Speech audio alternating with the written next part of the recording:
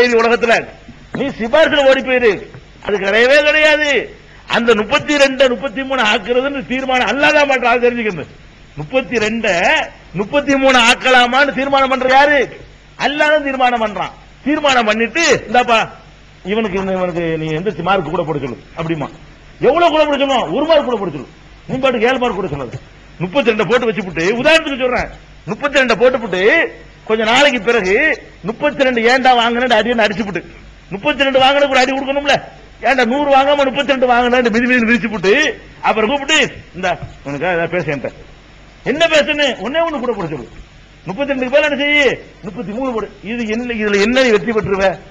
இதை நம்பிக்கிட்டு இருந்தா உன்னுடைய மறுமை வாழ்க்கை என்ன ஆகுறதுங்கிற. அப்ப நம்ம என்ன பண்ணணும்? நம்முடைய தொழுகையை கொண்டு நம்ம சொர்க்கத்துக்கு போகணும். நம்முடைய நோன்புகளை கொண்டு நம்ம சொர்க்கத்துக்கு போகணும். நம்முடைய ஜக்காத்துகளை கொண்டு நம்ம சொர்க்கத்துக்கு போகணும். நம்முடைய ஹஜ் கடமையை கொண்டு சொர்க்கத்துக்கு போகணும். நம்முடைய பேச்சு செயல் நடத்தை நம்முடைய பண்பாடு பழக்க வழக்கங்கள் எல்லாத்தையும் கரெக்டா அமைத்துக் கொண்டு நம்ம சொர்க்கத்துக்கு போகணும்.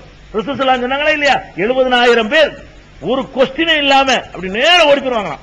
என்னுடைய உம்மத்துல 70,000 பேர் வந்து சொர்க்கத்துக்கு என்ன செய்வாங்க? எந்த ஒரு ஹிசாபு இல்லாம எந்த ஒரு விசாரணை இல்லாம நேரடியாக சொர்க்கத்துக்கு சென்று விடுவார்கள். அவங்க யாருன்னு கேட்க செஞ்சாங்க? அல்லதீன லா யர்கூன் வலா யஸ்தர்கூன் வலா யததய்யரூன். அவர்கள் மந்திரிக்க மாட்டார்கள், பிறருக்கு மந்திரித்து பார்க்க மாட்டார்கள், சகுனமும் பார்க்க மாட்டார்களே அவர்கள் தான். என்னுடைய உம்மத்துல யார் வந்து இப்படி இருக்கிறார்களோ அவர்கள் வந்து சிபாரிசை காத்துட்டு இருக்க மாட்டாங்க. எந்த கொஸ்டின் கேள்வி இல்லைன்னா பாருங்களேன், கேள்வி கேட்டு சொர்க்கத்துக்கு அனுப்புறது ஒண்ணு இருக்கு. அல்லாஹ் பல படித்தரங்களை வச்சிருக்காங்க. சில பேர் வருவாங்க, வந்தவன கேள்வியே இல்ல கிரீன் சேனல் போட்டிருப்பான்ல ஏர்போர்ட்ல வந்தோம்னா அந்த கிரீன் சேனல் ஓடியாந்துட்டு இருக்கலாம். அவன் பாட்டு வர வேண்டியதான். அந்த மாதிரி நினைஞ்சிருவான்ல கிரீன் சேனல் விட்டுருவான். நீ பாட்டு போயிட்டு இருப்ப ஒன் யார் பாஸ்போர்ட் கேட்டா ஓடு உள்ள அப்படி அனுப்பிடுவான். சில பேர் என்ன செய்வான்? கொஸ்டின் பண்ணி போயிருவான். கொஸ்டின் பண்ணுவான், ஆனா போச்சுட சொர்க்கமா இருக்கும். ஓடு கேட்கறதெல்லாம் கேட்டுவிட்டு நீ ஓடு ஓடு ஓடு அப்படின்றான். அப்படி சில பேருக்கு செய்வான். சில பேருக்கு என்ன செய்வான்? கணக்கு காட்டி அவனுக்கு பயத்தை உண்டாக்கி உங்கள்கிட்ட பாவம் செஞ்சுக்கிறேன், இருந்தாலும் நீ இந்த நன்மை செஞ்ச பாரு, அதுக்காக வேண்டி இந்த தப்பை உனக்கு நன்மையா கணக்கு மாத்த நான் மாத்தி உன்னை அனுப்புறேன் போட உள்ளது அப்படின்னு சொல்லுவான். அல்ல சில பேருக்கு வந்து தவறுகளை நன்மையாக மாத்திடுவான். இப்பத்திலாஹு செய்யாத்தையும் ஹசனாத் குர்ஆன்ல அல்லாஹ் சொல்லி கேட்றான். உலாயிகே இப்பத்திலாஹு செய்யாத்தையும் ஹசனாத். அவங்களுடைய தப்புகளையும் நன்மைகளாக மாத்தி அனுப்புவான். செஞ்சது பூரா தப்பு, இவன் செஞ்ச ஒரு நன்மையை காட்டி இந்த நன்மை செஞ்ச பாரு, இந்த ஒரு தியாகத்துக்காக வேண்டி நீ செஞ்ச பாவத்தை எல்லாம் நான் நன்மை எடுத்து தப்பான ஆன்சர்லாம் ரைட்டு போட்டு உன்னை அனுப்புறேன் போட, என்னுடைய கருணையினால உன்னை அனுப்புறேன் ஓடு விடுங்க அப்படின்றான். அல்ல இன்னும் சில பேருக்கு என்ன செய்வான்? நன்மையை மாத்த மாட்டான், மன்னிச்சு போட. நன்மையை மாத்தல, தப்பு தப்பு தான், உன்னை அடிக்கத்தான் வேணும், இருந்தாலும் உன்னுடைய ஈமானுடைய உறுதிக்காக வேண்டி நான் மன்னிச்சுட்டேன், ஏதோ அந்த தப்பு இல்லைங்கிற மாதிரி வச்சு போடு. தப்பு நன்மையா மாத்தினா நம்பர் ஏறிக்கணும். தப்பு தப்புன்னு ஆக்கி அதை மன்னிச்சு விட்டோன்னு வைங்களேன், வாங்கின நன்மை அப்படி மிச்சமா இருக்கும், தப்பு கணக்கில் வராது. நன்மை மட்டும் செஞ்சு ஓடு, கரெக்டான ஆன்சர் 33 ஓடி ஓடிட்டு அப்படின்னு சொல்லி என்ன செய்வான்? அல்லாஹ் சிலர் அனுப்பிடுவான்.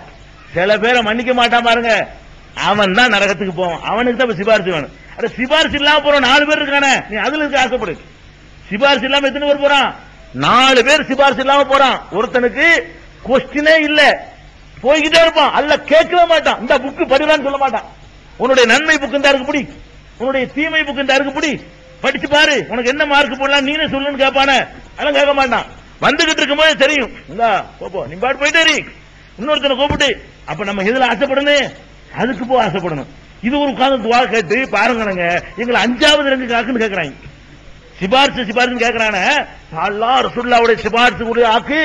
அட யாருக்குடா செய்ய போறாங்க? இவனுக்குலாம் சிபாரிசா? இந்த 70,000 பேர் கேட்காம வர்றான, அதுல நீ இருக்க ஆசைப்படுவியா? அல்லாஹ் யாரு சிபாரிசு பண்ண சிபாரிசு பண்ணி போறதுங்கிறது கடைசி பாஸ் மார்க்குப்பா. நீ ஃபர்ஸ்ட் மார்க்குக்கு ஆசைப்படு. பாஸ் மார்க்குக்கு தான் இவன் கேட்கறான்.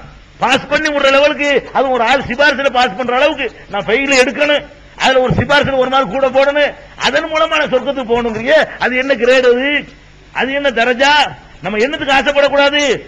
அல்லாஹ் சிபாரிசுக்குரியவர்களாக ஆக்குன்னு ஆசைப்படக்கூடாது, அடுத்தவங்களுக்கு சிபாரிசு செய்யக்கூடியவர்களாக ஆக்குன்னு ஆசைப்படணும். அல்லாஹ் சிபாரிசு செய்வாங்களே அந்த மாதிரி இடத்துல கொண்டு வை. அப்ப நல்ல விலையும் கொள்ளணும். நாம் ஆசைப்படுவது எந்த கொஸ்டினும் இல்லாமல் போக ஆசைப்படணும். அது கிடைக்கலன்னா கொஸ்டின் ஒரு ஃபார்மாலிட்டிக்கு ஃபார்மாலிட்டி விசாரிச்சுட்டு அனுப்பிவிடுவீங்க, அதுல தள்ளி விடல. அதுவும் இல்லைன்னு சொன்னா இந்த தப்பையெல்லாம் நல்லதுன்னு கணக்கு பண்ணிக்கிறீங்க. ஏதோ ஒரு நன்மை தூக்கலா இருக்கிறதுனால நம்ம கூட சிலருக்கு செய்வோம், அநியாயம் பண்ணிருப்பான், ஒரு கட்டத்தில் ஒரு துன்பமான நேரத்தில் நமக்கு ஒரு உதவி செஞ்சிருப்பான். அதை யாவும் வச்சுக்கிட்டு டேய் உன்னை நீ செஞ்ச துரோகத்துக்கு உன்னை ஒண்ணு செய்ய ஒண்ணு என்ன வேணா செய்யலாம். அன்னைக்கு ஒரு நெருக்கடியான கட்டத்தில் எல்லாம் ஓடி போகும்போது நீ மட்டும் கடையை காத்துக்கிட்டு இருந்த பாரு, அந்த நேரத்தில் செஞ்ச உதவிக்காக வேண்டி இதை நான் உனக்கு கணக்கில் போடா அப்படிங்கிறோம்ல. அந்த மாதிரி என்ன செய்வான், சில தப்புகளை சில நன்மைகளை கருத்துல கொண்டு தப்புக்கு நன்மை பண்ணி ஓடு உள்ளேன்றுவான். இன்னும் சில பேருக்கு பாவத்தை அவனாக மன்னிச்சு அனுப்பி விட்டுருவான். இந்த நாளுக்கு அப்புறம் போவாங்க நரகத்துக்கு. அதுலதான் முதல்ல 33 32 காரனுக்கு சிபாரிசு நடக்கும். அதுக்கப்புறம் 30 மார்க்காரனுக்கு சிபாரிசு நடக்கும். கொஞ்சம் நாளைக்கு பிறகு 32 மார்க்காரனுக்கு சிபாரிசு பண்ணி 1 மார்க் ஏற்றி அனுப்பி விட்டுருவாங்க.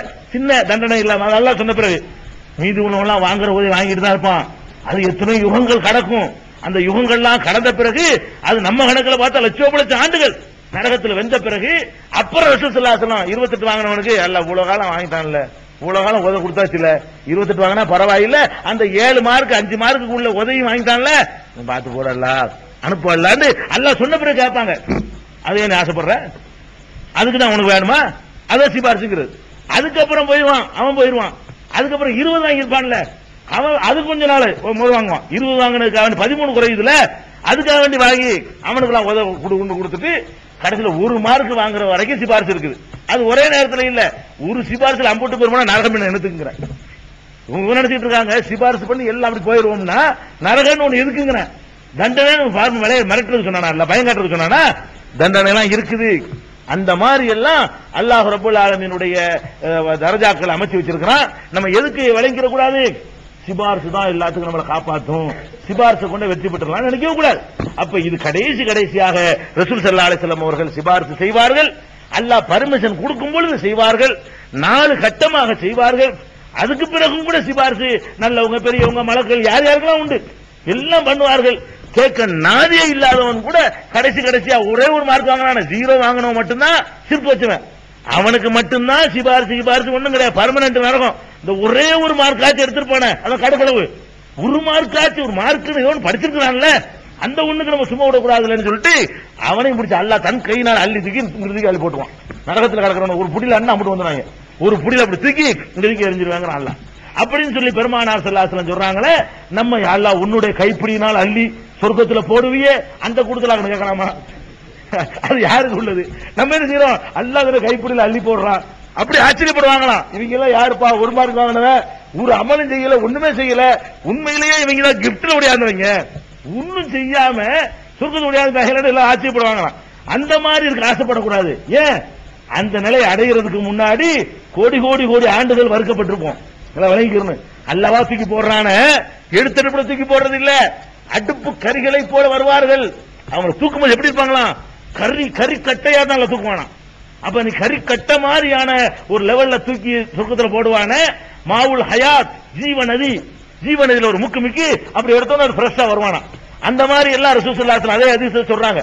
அப்ப நம்ம என்னத்துக்கு ஆசைப்பட்டு இருக்கிறோம், எதுக்கு இதை சொல்ல வர்றேன்னு கேட்டா, நம்ம கடைசி தரஜாவுல எங்களை ஃபெயில் அல்ல, ஃபெயில் ஆக்கிட்டு யாராவது சிபாரிசு பண்ணி கொண்டு போற நிலைமை உண்டாக்கல்ல அப்படின்றத ஒரு பெரிய தரஜாவை நினைச்சு பிரார்த்தனை பண்ணிக்கிட்டு இருக்கிறோமே, அது தப்பு. நம்ம சிபாரிசுக்கு ஆசைப்படக்கூடாது.